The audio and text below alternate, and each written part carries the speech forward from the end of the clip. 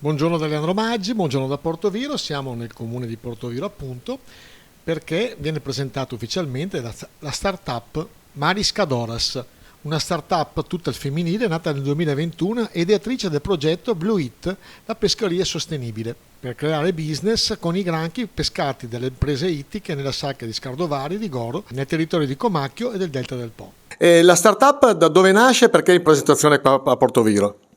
La startup, noi siamo di Rimini, è nata a Rimini e siamo venute qua a Portoviro perché siamo state contattate appunto dalla sindaca e perché per noi è importante fare una comunicazione e fare capire alle persone che, soprattutto ai pescatori, che noi vogliamo collaborare il più possibile per creare questo business.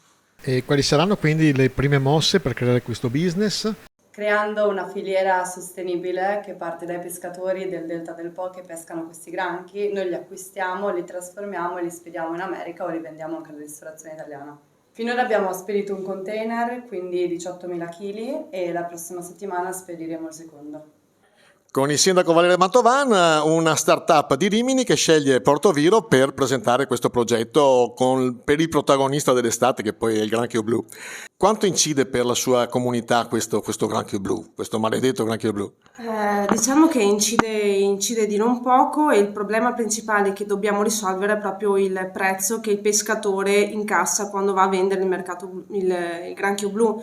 Non è tanto il problema di commercializzare il prodotto, che è un buon prodotto, anche biologicamente si è dimostrato, però il problema rimane che bisogna stabilire un certo prezzo che sia congruo per il pescatore, in modo tale che ne abbia un ritorno sia l'operatore del mare sia naturalmente chi ha il coraggio di creare questo nuovo business. E io devo naturalmente congratularmi con queste ragazze perché sono giovanissime ma hanno dimostrato di avere idee chiare e anche, diciamo, una buona visione di lungo termine.